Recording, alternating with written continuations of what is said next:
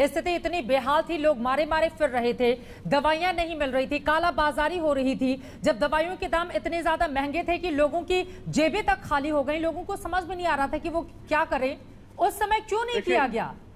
किस बात का इंतजार किया जा रहा था जफर इस्लाम साहब? चित्रा जी, हम सभी जानते हैं और पूरा देश जानता है कि जब सेकेंड वेव आया तो इसकी कल्पना जो जिस इंटेंसिटी के साथ आया, ना तो साइंटिस्ट इसकी कल्पना कर रहे थे, ना आप और ना बैठे जो दोनों बहुत इंटेलिजेंट लोग हैं वो कर रहे थे।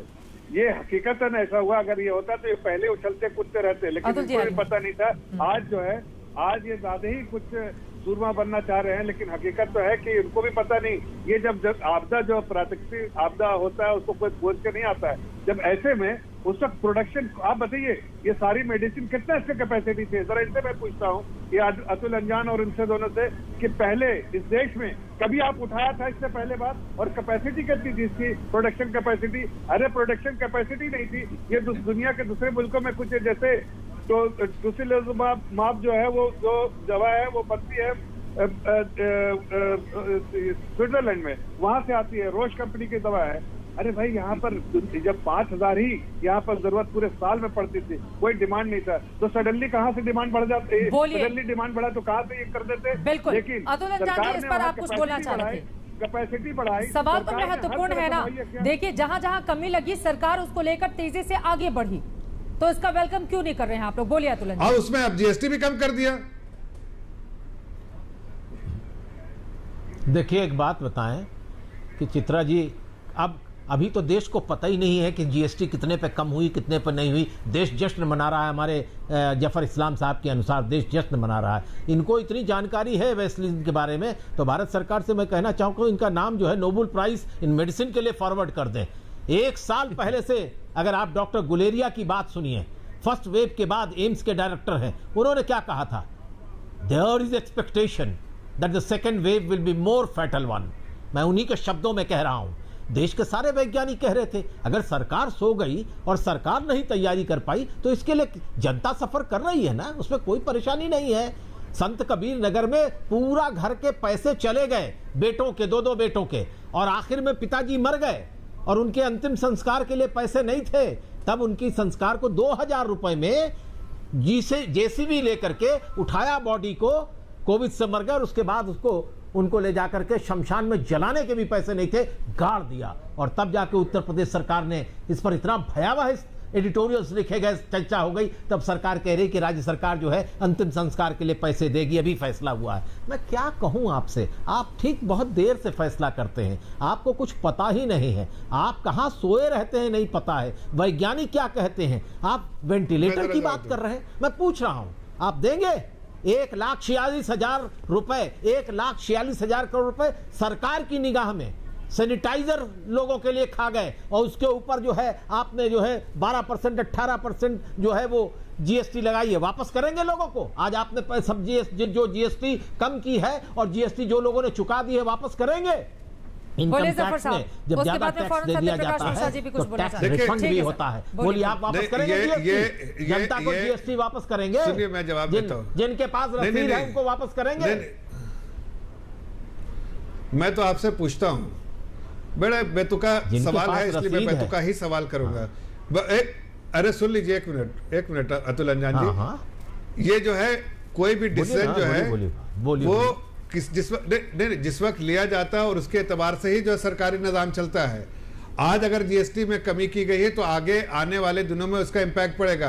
आप अगर रेट्रोस्पेक्टिव डेट से, तो पूरे दुनिया, हिंदुस्तान का हर डिसीजन रेट्रोस्पेक्टिव डेट से होना चाहिए।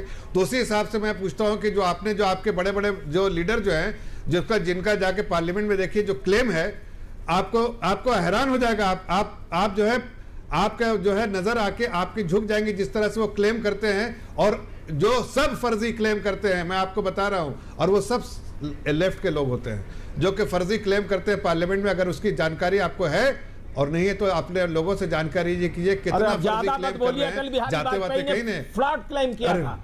अटल बिहारी वाजपेयी के आपके जैसे लोगों को, आप जैसे लोगों को सिर्फ राजनीति आती है। राजनीति, अरे छोड़िए, बात कर मैं आपको सच्चाई बता रहा हूं, आईना दिखाओ तो आपको परेशानी हो जाती है, जल जाते हैं आप। बातें कर रहे हैं, आईना दिखाओ, देखिए सरकारी निजाम के बारे में कह रहे, आपको आईना दिखाया तो बहुत दुनिया में राजनीति मत कीजिए, हर समय राजनीति बात कर रहे हैं, एक फ्रॉड की बात कर रहे हैं, राजनीति करने का समय राजनीति की बात जीएसटी को लेकर हो रही है ना, प्लीज सर मेन मुद्दे पर आइए, ये व्यक्तिगत टिप्पणी छोड़ देते हैं, बात जीएसटी को लेकर करते हैं प्लीज। जफर इस्लाम साहब आपसे भी, अतुल जी आपसे भी, ठीक है ठीक है। गौरव वल्लभ जी कुछ कहना चाह रहे हैं, लेकिन उसके पहले सत्य प्रकाश मिश्रा जी, ठीक है सर, ये व्यक्तिगत टिप्पणी नहीं करते हैं, जीएसटी पर ही रहते हैं सर, आम लोगों से जुड़ा हुआ मुद्दा है, और मैं चाहूंगी कि इधर उधर की बात नहीं कीजिए, जो मेन मुद्दा है उसी पर। सत्य प्रकाश मिश्रा जी, ये फैसला कैसा है? त्रिपाठी जी, पहले दोनों को थोड़ा शांत कराइए। अतुल अंजान जी और जफर इस्लाम साहब दोनों से आग्रह है कि थोड़ा शांत हो जाइए। ग्रुप ऑफ मिनिस्टर का जो फैसला है उसमें सभी राज्यों का योगदान होता है। लोगों की मांग थी कि जीएसटी की दरें जो है बहुत चीजों पे कम कर हो, और हमेशा आम लोगों की ये मांग होती है कि टैक्स की जो दरें हैं वो थोड़ी कम हो। किसी भी राष्ट्र की अर्थव्यवस्था उसकी टैक्स स्ट्रक्चर पर भी निर्भर करती है। थोड़ा एम्बुलेंस को लेकर जो सामने आई है बात, उसको फ्री भी किया जा सकता है, लेकिन राज्य सरकारें फ्री एम्बुलेंस देती भी हैं। एक बहुत पहले योजना थी दिल्ली सरकार की कि जिसका सरकारी अस्पताल में इलाज नहीं हो पाएगा उसको दिल्ली सरकार फ्री में प्राइवेट अस्पतालों में इलाज देगी। आखिर केजरीवाल सरकार की उस योजना का क्या हुआ, इस पर अतुल अंजान जी कभी कोई सवाल नहीं पूछेंगे। यूपीए 1 में अतुल अंजान जी की पार्टी समर्थन दे रही थी मनमोहन सिंह जी की पार्टी को। जेनेरिक ड्रग्स का दाम क्यों बढ़ा ये अतुल अंजान जी कभी नहीं बताएंगे। तो राष्ट्र की जो अर्थव्यवस्था है और उसकी जो मौजूदा परिस्थिति है उसमें कोई फैसला यदि सकारात्मक आया है कि टोसिजुमैब दवाई पर से डील कर दिया गया, रेमडेसिविर का 12% से घटाकर 5% कर दिया गया। 8,000 कैसे मर गए कोविड में एक दिन में? आप रुकिए, उसका जवाब देंगे। महामारी के वक्त 8,000 लोग कैसे मर गए? महामारी के वक्त आप राजनीति करेंगे अतुल अंजान जी, ये मुझे पता है। आपका इतिहास है कि आप उस विपरीत परिस्थिति में राजनीति महामारी के वक्त आप सोते रहेंगे? महामारी के वक्त रुक जाइए अतुल अंजान जी, ये बीच में कूदने की आदत के कारण आप लोकतंत्र में कहीं आप है नहीं, हाशिए पे पहुंच गए हैं। अतुल अंजान जी, आप दूसरों को बोलने नहीं देंगे, अपनी ही बात रखेंगे। आप तो हिंदी के बड़े विद्वान माने जाते हैं, आप कम से कम संवाद की स्थिति को तो समझिए। कोई पूछता नहीं, विपक्ष का व्यक्ति घूम रहे रोड में घूम रहे हैं, आपको कोई पूछ रहे हैं, आप बात कर रहे हैं। चित्राजी पहले अतुल जी को चुप कराइए, फिर मैं अपनी बात रखूंगा।